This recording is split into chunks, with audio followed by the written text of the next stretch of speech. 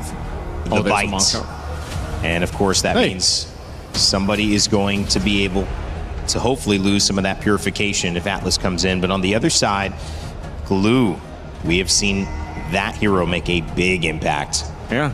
As you mentioned, Rain Day, you know, in the hands of Ogwin in the previous series really helped them out in some of the games that they brought it through. But again, this is good coverage because you've got that tanky front line. You can go ahead and set up with the Fatal Links, you have your own, you have an Esmeralda. This gives a lot of space, once again, over to Kyrie and Kelra. And again, I don't know how many... When you're looking at those compositions, that Glue's got a lot of work to do here. Not to mention the Valentina trade-off. They're going to have access to Fatal Links, and I'm only seeing one Purify coming out of Hiko, so good luck to both mid laners. Something has to be perfect. Somebody will eventually make a mistake, and not to mention Lutby getting chunked out pretty early on. Yeah, it's not just about mistakes or making it, it's also having to deal with the forced mistakes from your opponent. Spirit just did that straight up. The Esmeralda, great against the Marauds, you know. But if it's a 2v1, it's always going to be rough. And Bomba is really just capitalizing off of this. Trying to, I thought, freeze, but no, he just goes for the contest anyways. Yeah, I think it's going to be a little bit tough here. But he needs his stacks, right? At the end of the day, once he gets into that max stack, it becomes a Bomba got it. I think Bomba got it. That's why he's recalling. Yeah, now he's happy. Now he has full control over this lane, right? The prolonged trades won't be as easy as it was before, now that he has the stacks. Not to mention he's got way better wave clear as well. First invade here is looking dangerous. Uh-oh, it might be a kill. Straight up Keyboy. Slam, not going to give it to the pass, straight up to a flicker on Sunset Lover. And that's the scary part, right? Urara is so good with the iframes. Oh, wait a second. This is dangerous. Sawo with the flicker around now. Sour egoist. So Sawo will sacrifice his flicker to give Zaur, or to ensure he gets his farm. Yeah, and he has to take it. If not, he's not going to have the deadly magic in time to start pressuring these lanes, and I think it's the influence of the lanes that really matter more here. Kelra, he's already in a pretty good position against Hiko. But for the time being, it's all about control. How long can they maintain this? The next 10 seconds is when that turtle is going to spawn, and Sans very close to level 4 here. They will have access to Fatal Links if necessary, but let's see what Sans does here. Sawo's going to wait. Perfect match. Oh, that was a gamble that didn't pay off. Now Sans just steals away the Fatal Links for free, and remember, Sunset's not 4. He died earlier, missed a whole wave. Yeah, they got to give this up. I don't think this is going to be a contest, or technically it shouldn't be. They also still don't have an answer to Keyboard, who's able to just kind of walk up and does whatever he wants. Oh! Gets on the glue now. Oh my god, the stun on 3! Combo! Deadly magic coming out of Fatal Links. Sunset reacts to it, blazing new web. Keyboard gonna be taken down. That's the SOD landing, but look, he's gonna get taken out by Hiko. Oh, brother man's, Kid Bomba. I can't believe that they got not only a beautiful Detona's welcome, but made it collide into 2 people in the very first interaction of the game. That could not have gone better for TS in a position which technically wasn't even supposed to be theirs. And the reaction time of Sunset Lover reacting to the Fatal Links flicker combo from Suns as well.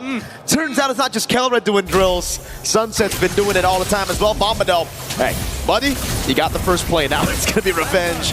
Yeah, I mean, Bomba accepts his fate. There's no way he's going to burn his flicker anyways there. It's like 4 guys? Really? 4 of them? Boys! Nice. Let's give Hiko a lead, and now immediately going straight for the plating. And I mean, that's the natural trade-off here, and understandably so, but definitely is more important for Kyrie at this stage of the game.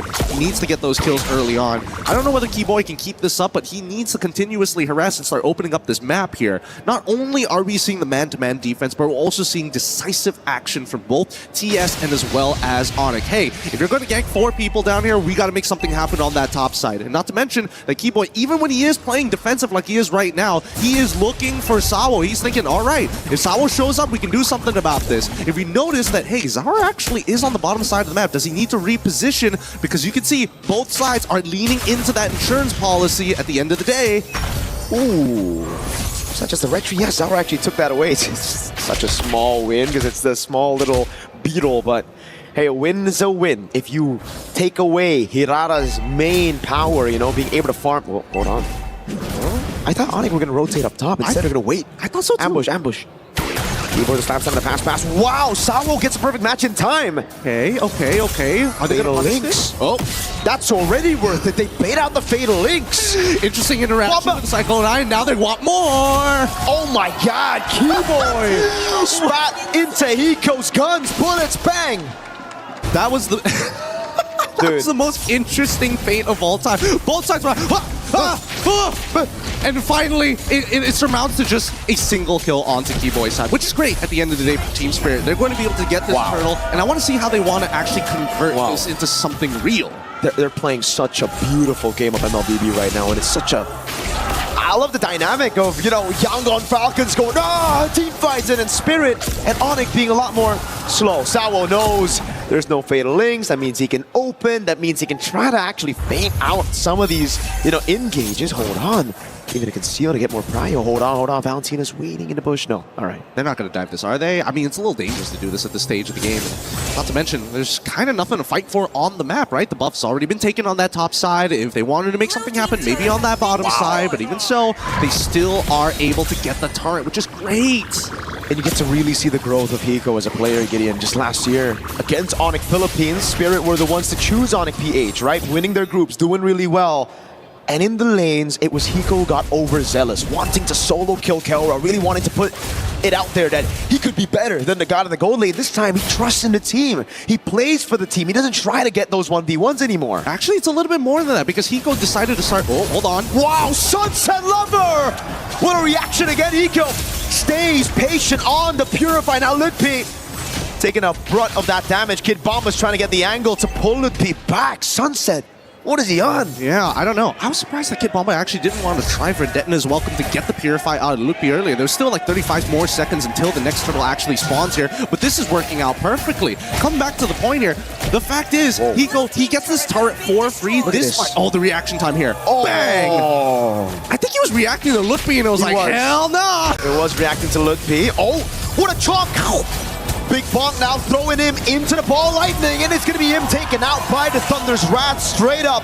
Keyboy now 1-3-1. All it takes, a 2K lead for composition like this. Let's pull up the item list. What's Bomba currently on right now? Like, he seems a little thicker than usual, and that's why. He's got plenty of magic resist with that Radiant Armor. He's already building up to the Antique. With that gold gap. Oi, what? Sour picks up a kill in the mid lane. I think with the help of the ball lightning, that magic defense reduction. It's a natural combo here, and now they're going to get mids here. This is going to snowball out of control. This is going to turn into maybe even like a 6K lead. And Gideon, we were talking about that matchup. Hiko and Kelra, the gold gap, the difference is massive. Hiko got the golden staff at 6 minutes. He's on track to get it. 3-item power spike at 8. I'm really hoping LaFell can break down that moment when Hiko takes that top tier turn, because that was a team effort here. Everybody decides, you know what? We go invisible, we make the play. Oh, does he get caught at the... Oh no, he couldn't run away. Sawo made it difficult as well. Man, I really thought he had enough base defense to actually survive the whole thing, but man, with the shred and everything else. They're playing so good. Like, this is technical boxing. This is they're playing on the outside. They're not like the Young Galacticos going for the inside brawl. They're dancing on the out. Literally. This is great. Bomba, bro.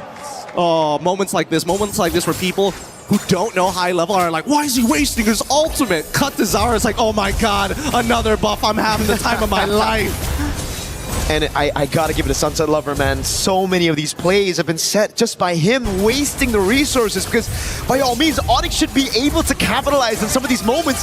Sunset is a Eudora. This is a guy who's supposed to be vulnerable against a Fade Lynx, against a Falling Star Moon, but he's just so clean. He's so good with it. He's playing hot. I think he still remembers the last MSC, right? The last time at an international, actually.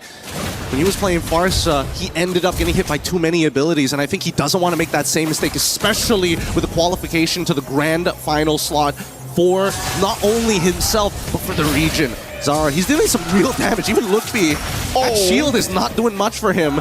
He's getting chucked out a lot of the time, and at least for now, let's see how TS wants to do this, right? 25 more seconds. Swift Trinity for Hiko. Ooh. And that's the damage! Oh my goodness! Ludpi's health bar! Blown out straight up! It's this moment here.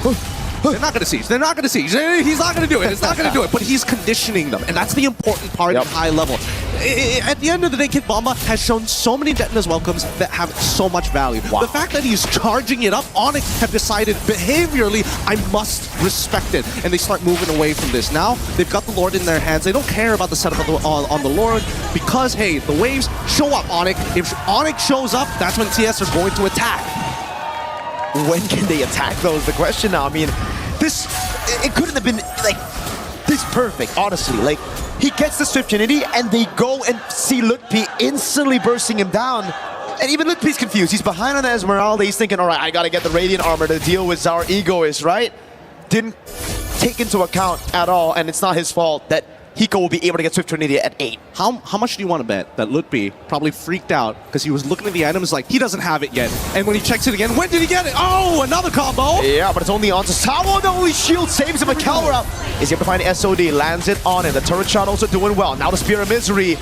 And this is where you start to believe again, if you're an ONIC fan, that Kelra can turn things around for the team, right? On the Moskov a bit too many times, he's done this, but Spirit, they're okay with the trade. They say, go, take Sawo. It's okay, that's a base turret in the far lane. Hiko's farmed up. He's a whole item ahead of Kelra. And yet, ONIC can't really force the situation. Oh my god, Kelra's dead. Can he out- He's right! Zaur! Too much damage. It's just too much damage here. Now they get another inhibitor turret. And I think this game is almost pretty much done for at this point, right? 8.7 wins of nature purchase as well. Like, worst case scenario, somehow Sans and Lutpi need to take out Hiko after getting chunked out by Kyrie and Kelra. Spirit just took out ONIC's plan B like it was nothing, and it was our Egoist. With his cards, they bait out the Holy Shield. Sans now, cover the ball, lightning. Oh my god! Together with the Thunder's Wrath! Oh my goodness, styling on ONIC. That was Hiko with the BMI. Caught again by Kai. But now he's getting him down, Sawo. Straight to the back line now. Going for the fatal links. Waiting and Purify out already. Kivo, he's taken out by Sunset. This is sheer domination. This is sheer domination from Team Spirit. They're not letting this go. We don't need the Lord. We're going straight for the end. We have the power spikes, and we're going to close it out here. Lutpi jumping in. Oh my god, Zaur again. Takes Kelra below. He gets into the base in time. That's everybody except Kelra now to kick the SOD. But he gets gunned down by Hiko. And now it's Sans. They're looking for the end, and this should be it. The full wipeout at the top of it. 13-4, 11 minutes.